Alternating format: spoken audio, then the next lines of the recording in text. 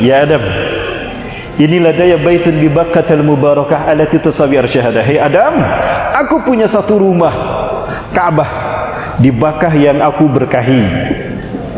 Yang lurus Ka'bahku ini dengan arsy Allah, dengan arsy-Ku. Sekali lagi Bapak Ibu. Ya Adam, inilah daya baitun bi Bakkatal mubarakah allati tusawi arsyahada. Hai Adam, aku punya satu rumah Ka'bah di Bakkah yang aku berkahi. Nah ini Ka'bah yang lurus dengan arsy-Ku. Itu alasan kenapa Ka'bah diturunkan, didirikan di Mekah, karena Mekah lurus dengan arsy Allah, tidak diduri. Kalau duri lurus dengan Pertamina.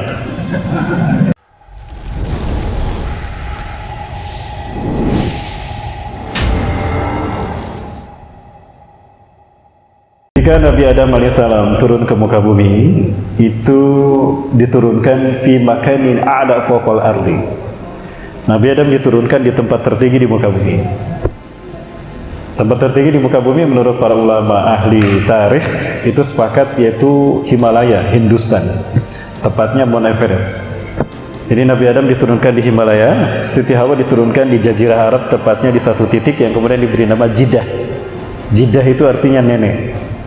Sementara iblis yang dulunya bernama Azazil, bagus namanya, dari kata Azza yu'izu izan, Azazilan, yang dimuliakan Allah, karena tidak mau sujud pada Nabi Adam digelar iblis, ablasa iblisu iblisan, pembangkang. Itu diturunkan di Dastamaisan di Basrah di Irak dalam wujud seekor ular besar, bertanduk, bersayap, punya dua kaki dan dua tangan, bisa mengeluarkan api dan bisa berbicara. Ular apa itu? Ular naga. Coba kita bayangkan dunia ini gonjang-ganjing dengan satu naga iblis. Indonesia 9 naganya. Mau tidak gonjang-ganjing gimana? Allahu Akbar. Terpisah 100 tahun antara Nabi Adam dan Siti Hawa.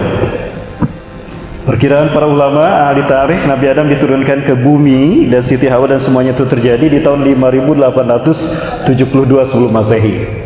Jadi peradaban manusia belum sampai angka 8000 Masehi, belum sampai angka 8000 tahun, belum sampai angka 8000 tahun.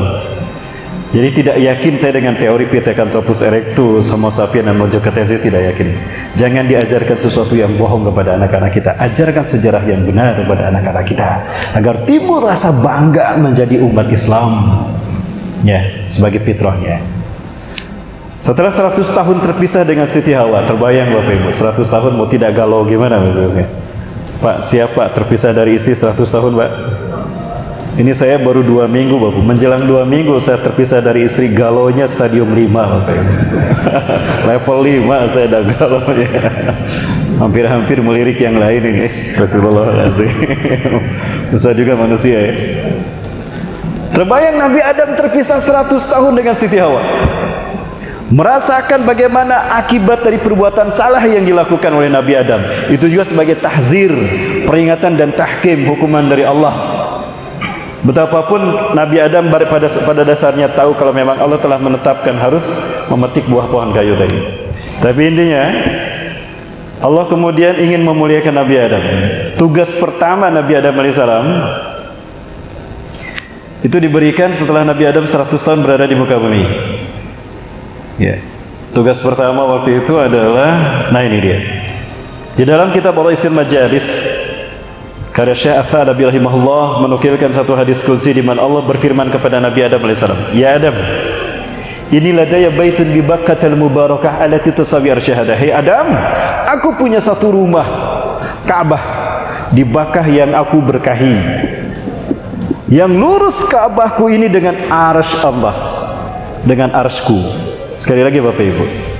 Ya Adam, inilah daya baitun bi Bakkatal mubarakah allati tusawi arsyahada. Hai Adam, aku punya satu rumah Ka'bah di Bakkah yang aku berkahi. Nah ini Ka'bah yang lurus dengan arsy-Ku. Itu alasan kenapa Ka'bah diturunkan, didirikan di Mekah, karena Mekah lurus dengan arsy Allah, tidak diduri. Kalau duri lurus dengan Pertamina. Karena agama Ka'bah lurus dengan arsy Allah, maka sucinya arsy Allah hadir di Ka'bah dan sekitarnya. Maka tanah Ka'bah, tanah Mekah ditamakan tanah haram karena suci sesucinya arsy Allah. Maka masjid yang dibangun pertama kali di muka bumi di sana dinamakan Al-Masjidil Haram. Haram kita mengotorinya dengan kata-kata kotor kita, dengan perbuatan kotor kita. Dan karena Ka'bah dan Masjidil Haram ini adalah kiblat kita dan juga masjid pertama umat manusia di dunia, maka dia lurus dengan arsy Allah. Itu ada pada poros semesta. Apabila kuat ikatan tauhid manusia, maka kuatlah bumi akan aman dari bencana. Ketika hancur tauhid manusia, hancurlah ikatan ini, maka bencana menimpa manusia. Itu yang saya khawatirkan jika umroh dan haji terhalang. Apa hubungannya Ustaz? Umroh dan haji terhalang dengan bencana alam? Baik Bapak Ibu, kita bahas Bapak Ibu ya. Waktu kita panjang hari ini? Sampai jam berapa? Sampai subuh. Saya tagih sampai subuh nih. Ayo, saya tagih sampai subuh. Kemarin juga udah saya tantang, gak kuat ternyata ya. Sampai subuh bener ya. Tapi dijamin lah, jam 11 atau jam 10 paling banyak yang muntaber. Tahu muntaber Bu? Pak? Mundur tanpa berita. Tahu-tahu sepi nih, kemana jamaah nih? Udah kelamaan. Baik Bapak Ibu yang dirahmati Allah, betulkah akan terjadi banyak bencana ketika haji dan umrah ditutup? Betul Bapak Ibu. Bapak Ibu yang dirahmati Allah Subhanahu wa taala, bermula dari sholat ya. Baik Bapak Ibu yang dirahmati, saya bahas tentang sholat Bapak Ibu.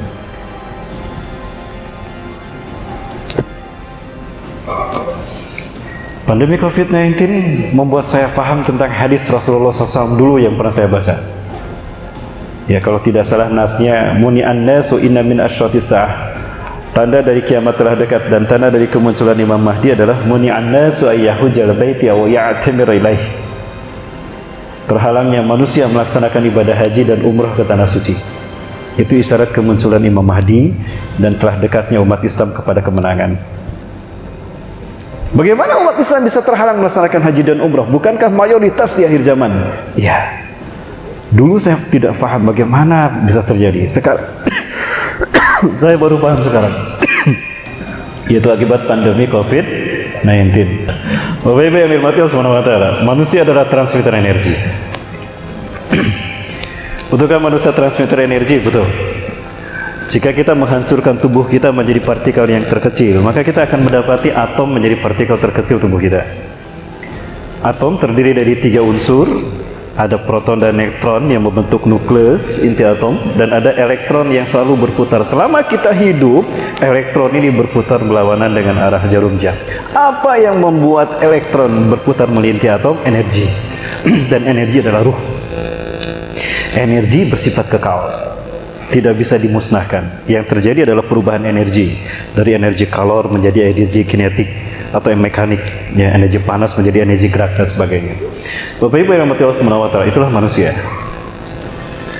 Ketika kita berjalan Bapak Ibu, di depan ada pertigaan. Ketika kita belok kanan, kita berpapasan dengan seorang ulama, sebut saja Uwas. Apalagi Uwas sudah punya istri sekarang. Perasaan apa yang muncul dalam hati kita Bapak Ibu? Ketika kita ketemu Uwas, senang tidak? Senang kan? Perasaan senang yang muncul. Ya, pasti selfie. Wah, selfie dulu Uwas. Selfie dulu ya. Itu ketika kita bertemu dengan Uwas. Tapi apa jadinya ketika kita di pertigaan tadi belok kiri? Di kiri kita berpapasan dengan seorang preman. Wajahnya seram, yang menyeramkan. Pakai anting, bertato, tubuhnya tinggi besar. Apalagi premannya belum pensiun. Karena kalau sudah pensiun biasanya di masjid preman itu kan. Perasaan apa yang muncul dalam hati kita? Perasaan takut. Kok beda? Ketika ketemu ulama senang, ketemu preman takut. Energi. Ulama penuh dengan ibadah dan perbuatan baik, maka energinya positif. Preman yang berbuat jahat, banyak maksiat, banyak dosa. Jika dia banyak dosa, maka energinya negatif. Perasaan yang datang ketika terima adalah penerimaannya takut. Itu energi. aura. Ulama auranya positif, preman auranya negatif kalau banyak dosa. Cuma saya bingung nih, kalau saya ketemu dengan aura kasih, perasaannya apa yang muncul dalam hati kita? Antara senang dan gempur. Dan kenapa? Karena ulama juga tahu, ustaz juga tahu mana yang cantik, mana yang enggak. Maaf ya ibu-ibu, bapak ibu, iklan. Nah itu energi bapak ibu. Maka sadarkah kita ketika kita sholat, sebetulnya kita sedang mengirimkan iman Islam kita kepada Allah dalam bentuk gelombang energi. Dalam bentuk gelombang energi. Dan sholat adalah lokomotif dari amal soleh kita.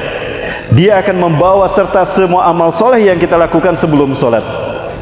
Jangan lupa bapak ibu, ketika azan dikumandangkan, malaikat berdiri di depan pintu sebelum waktu sholat. Malaikat pencatat itu membawa buku catatan, mencatat siapa yang datang dan sholat di masjid sebelum iqomah.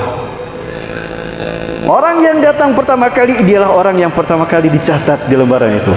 Setiap waktu sholat, semua masjid di muka bumi ini ada di sisi ars Allah, menyala semuanya.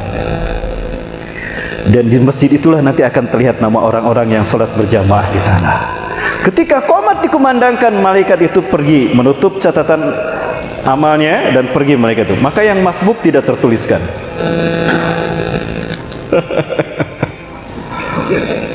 Nah, kemudian apa yang muncul nanti di sana? Ketika diklik nama kita, kita yang pertama datang, diklik nama kita, maka sederet amal soleh itu akan terlihat. Amal soleh apa saja yang kita lakukan akan tercatat di sana.